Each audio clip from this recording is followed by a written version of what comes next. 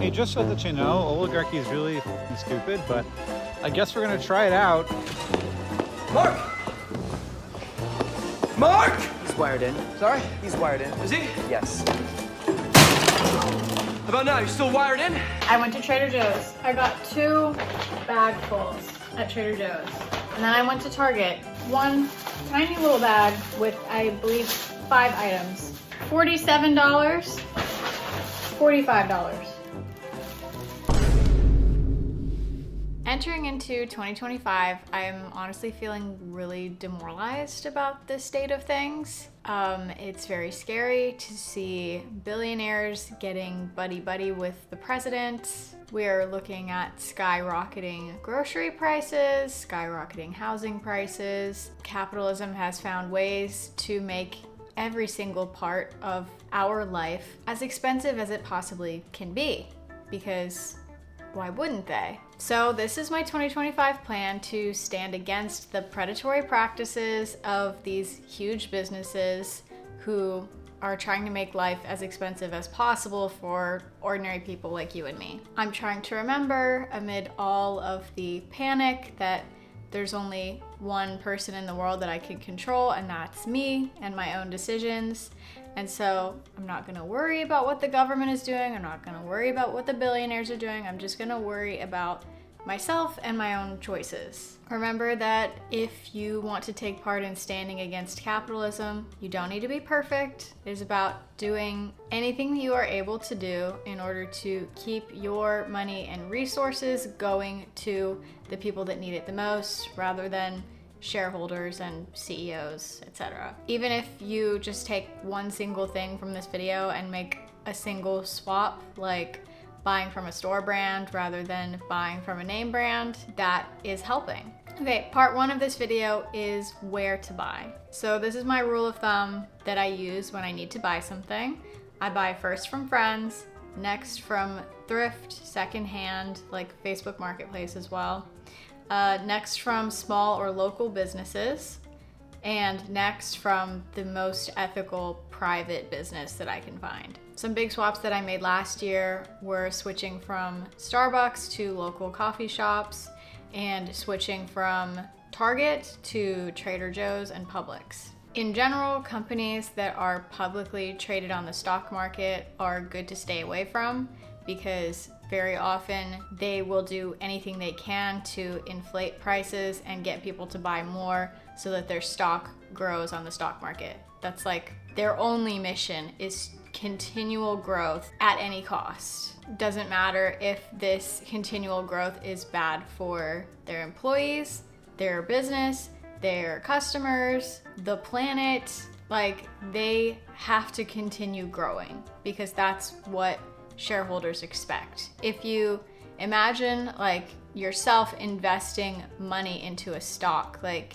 you don't necessarily care about what's ethical for the business or the employees or any of those things.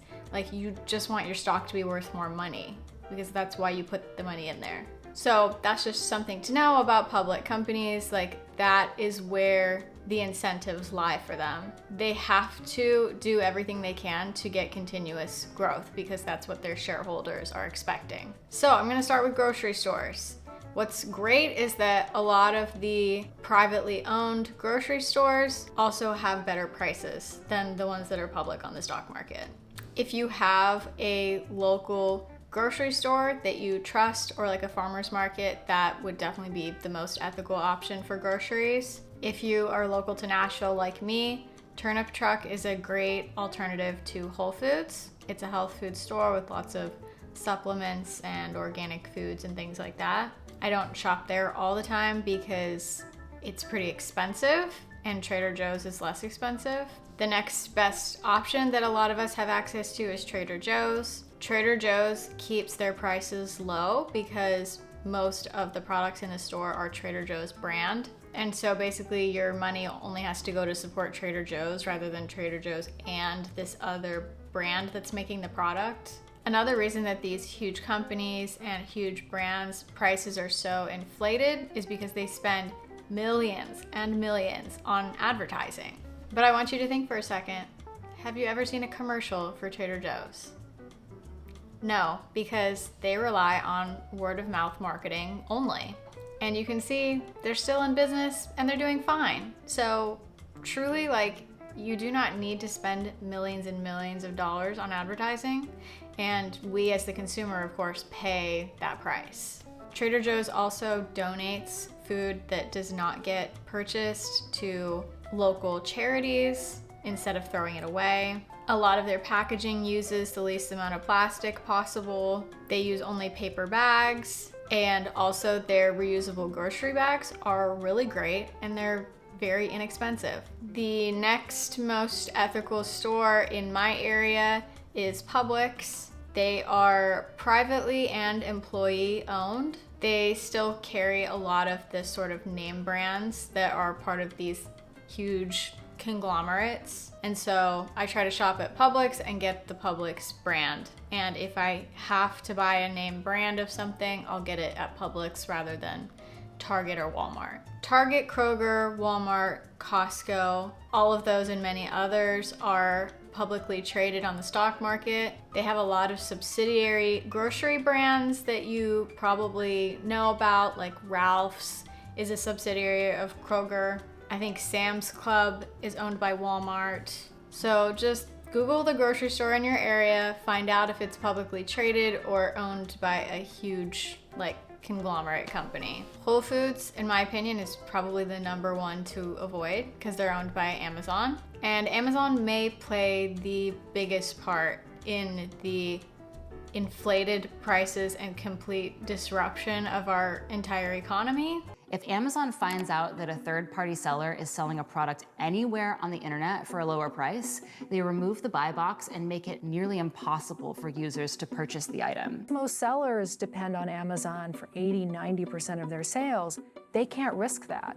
And so what they end up doing is inflating their prices across the web. Not to mention how they treat their workers. A friend of mine works for Amazon, so I know firsthand how terrible it is for warehouse workers. This is not even to mention the waste factor of Amazon, since so many returned products end up in landfills even though they're brand new. Amazon is just an entire mess for our society, and I'm trying as hard as I can to stay away from it. It's actually very hard to stay away from it. I applaud you if you have found a way to stay away from it entirely. I still haven't.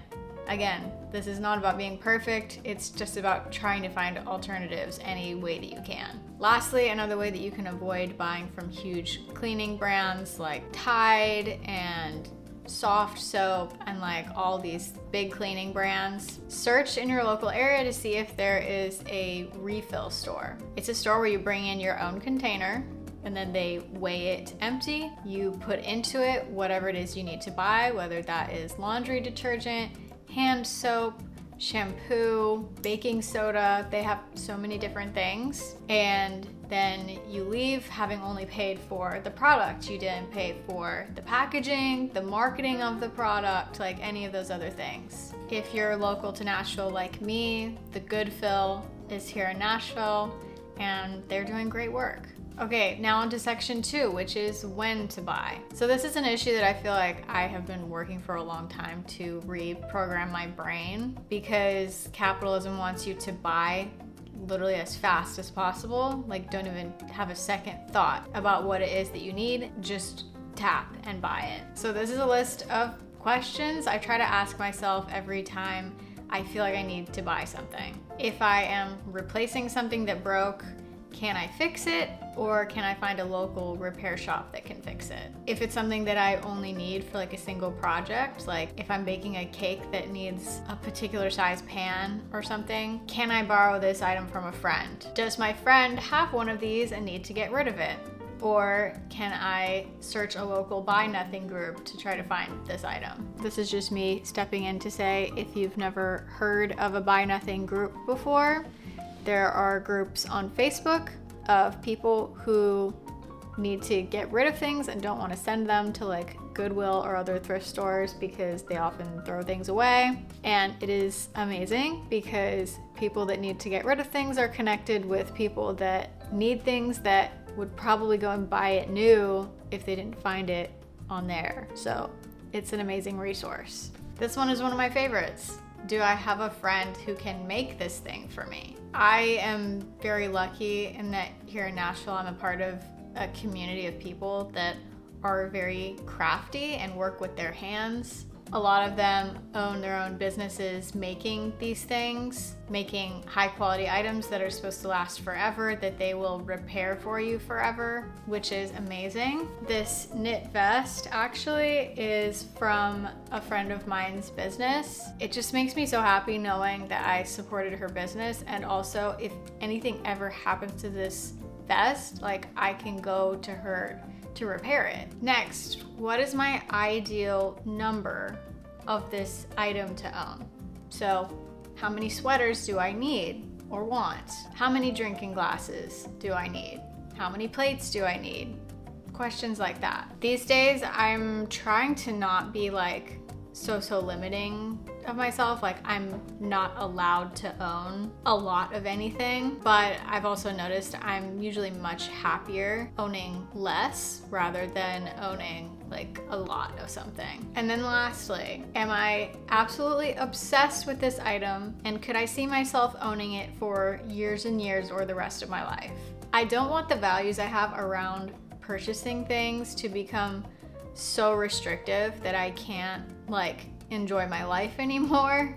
So I'm not saying like don't ever buy a random thing that you come across that you really love. I still allow myself to do that, but I just try to do it less often, wait a little bit before I make an impulse purchase, check to make sure that it's quality and that it's not going to fall apart, so like looking at reviews, and then just thinking about if I had this item in 5 years, would I still be obsessed with it? I know sometimes it's hard to know those things, especially if you're younger, but I think a lot of us know if we are buying something because it's trendy right now, maybe we should just hold off and think about it a little bit.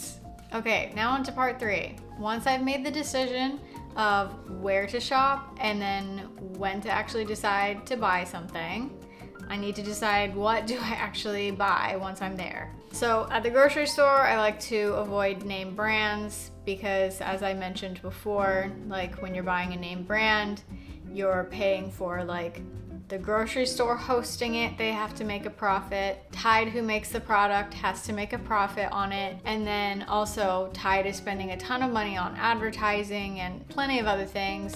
And so obviously a name brand in a publicly traded store like Target is going to be the most expensive that you can pay because you're paying for all of these like levels of overhead that are really not necessary. So buying the store brand is at least making sure like you're only going to support the grocery store, you're not also going to support Tide and the parent company that owns them, and etc. One swap that I made recently is I was buying Charmin toilet paper and I switched to Who Gives a Crap first so that my money could stop supporting Charmin and go to a small business instead, and secondly so that what I am purchasing is not as harmful to the environment. Okay, next, avoid fast fashion and synthetic fabrics. I think we all know at this point fast fashion is really bad for the environment and really bad for our wallets too, because we have to keep buying things over and over. Even more expensive brands like Abercrombie are still using fast fashion factories over in other countries, so I don't have time to give like an exhaustive list of which companies are ethical and which aren't, but I would say just start with the brands that you already like and do some Googling to see how ethical they are. As far as making sure that you're buying things that are not gonna immediately fall apart, always go for natural fibers over synthetic fibers. Examples of natural fibers are organic cotton, wool, linen, bamboo, silk, hemp, tencel, alpaca, and others. Natural fibers are often better quality and will last longer. They're better for the environment when it comes to disposing of it later, and they're just easier to repair and keep using. Next, avoid disposables and single-use items. Again, this one's kind of obvious. It's like more of a zero waste type philosophy, but if you think about it, if you're buying a disposable product, you have to keep buying it over and over and over. Capitalism loves this. It's a very widely used technique by companies to bolster their profits because you have to keep coming back and buying. Now, this is a tough one for me that I have not personally tried yet, but I am making it a goal. I'm gonna try to avoid small electronics that are designed so that the battery can't be replaced, so that they can't be opened and repaired. This is another classic technique of capitalism to sell you products that inevitably will break and you will have to repurchase them.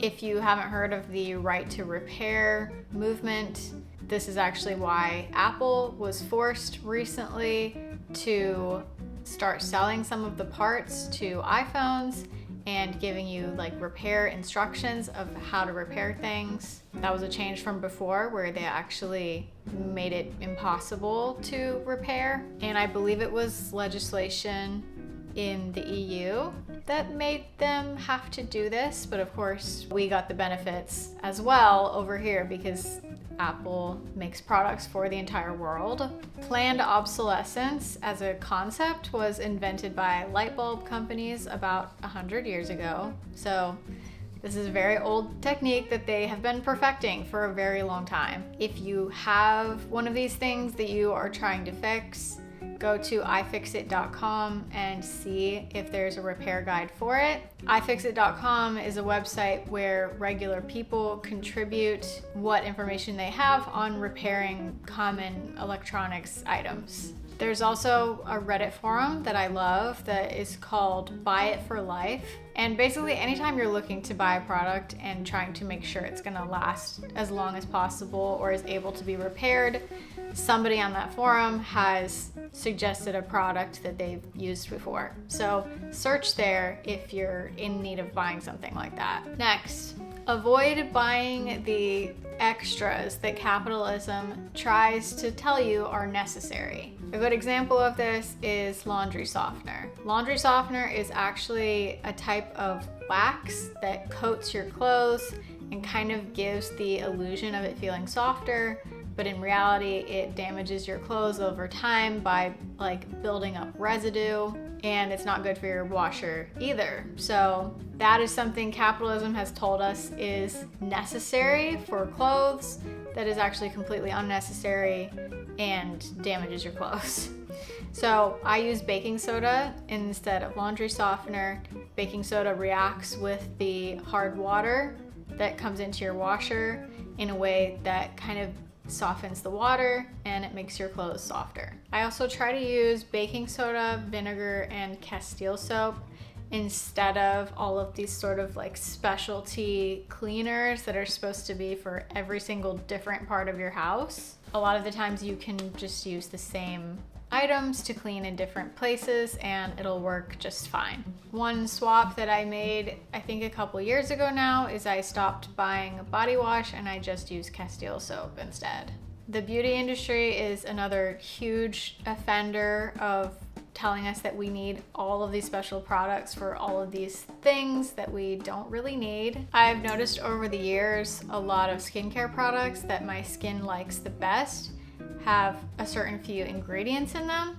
And so within the past couple years, I've been trying to buy just those ingredients by themselves rather than buying like a whole special formulated product with branding and everything around it. My skin reacts really well with jojoba oil, so I get this from Trader Joe's. There you go. Also rose water, I get this from Ulta, I believe. Coconut oil, I use full body everywhere. You can even make suppositories with this if you are having like a yeast infection issue. And aloe juice. I get this from like health food stores in the juice aisle. I need to fill this up again, but this is a formulation that I made that is just 1 part aloe juice, 1 part jojoba oil. I shake it like this, and then I put it on a cotton pad, and then I use it as a makeup remover every night. My skin literally improved so much when I stopped buying the store brand makeup remover and started using that.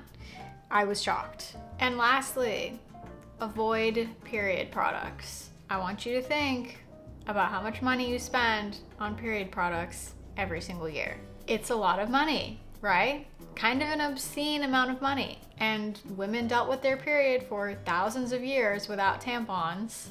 So truly, this is just a convenience product that was invented by capitalism and costs women so much money. Not to mention the fact that it is very wasteful and that a lot of the ingredients are toxic to your body. I switched to period underwear years ago at this point, and I would literally never go back. I've even had instances where I was out and I started my period and I wasn't expecting it, and I don't even go for a tampon then, because at this point now I realize how uncomfortable they were to wear. I believe the brand that I have is Thinx, because back when I got them there weren't nearly as many options. There's so many options now, so just go for whichever brand speaks to you. I have tried a menstrual cup before, but for me, it was just so tricky to figure out how to put it in and to like clean it properly and all of that. On the like crazy heavy days, I'll usually wear like a boy short type period underwear, and that is what works best for me. Overall, it literally just feels so much better on my body, and it has made me more comfortable with the fact of having a period, because I'm actually having to sort of deal with it directly rather than sort of disposing of it and trying to pretend that it's not happening. It is actually like healing as far as like getting in touch with my own femininity and being a woman. I just highly recommend it. And fourth section, to complete the cycle of purchasing, how do you get rid of things that you no longer need? Okay, in this section, I'm only going to cover how to get rid of things that are still usable. I personally am still learning the ethical ways to get rid of things that are not able to be repaired anymore or just like not usable anymore. I'm sure there are plenty of other resources on the internet about that, so go look there if you need to do that. Okay, for items that are still usable that you no longer need. This is something I've been doing for years. I love to either sell it on eBay or Poshmark or Facebook Marketplace. There are other like selling apps, but those are the three that I've used personally. This might be like a hot take, but I actually believe that selling an item is in some ways better than donating it, because you know for sure that the item is valued by the other person so much that they would pay money for it, which just makes it more likely that they're really going to use it and that they're really going to love it.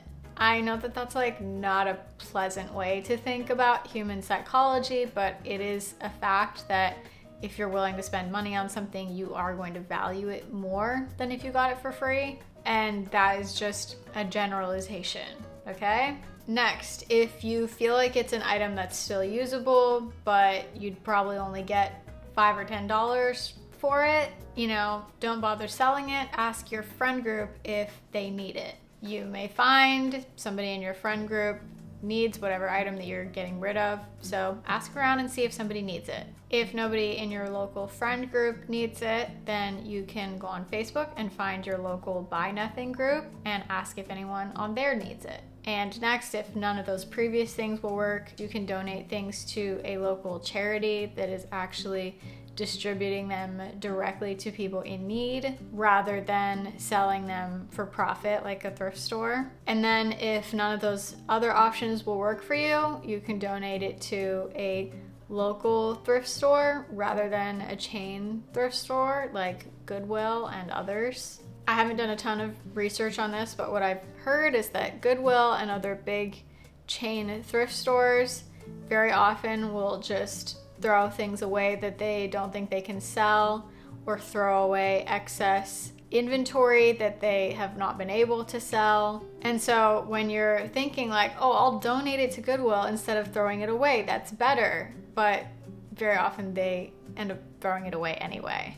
Okay, so that is pretty much it. To sum up everything that I just said, really the whole idea is just to make sure as much as possible that your money and resources go back into your local community to your friends, to people in your community in need, rather than going to shareholders and CEOs and huge conglomerates that are creating monopolies. The best thing that we can do as consumers to say that we don't agree with what these companies are doing is to just not participate. And again, don't forget, you do not have to be perfect. Please don't be overwhelmed by everything that is going on and think that you must respond by being perfect. That is not true. Just take it one step at a time, take it slow, and do whatever you're able to do, and don't feel guilty if you're not like already where you want to be right now. I hope this video was educational for you and gave you some ideas that maybe you haven't thought about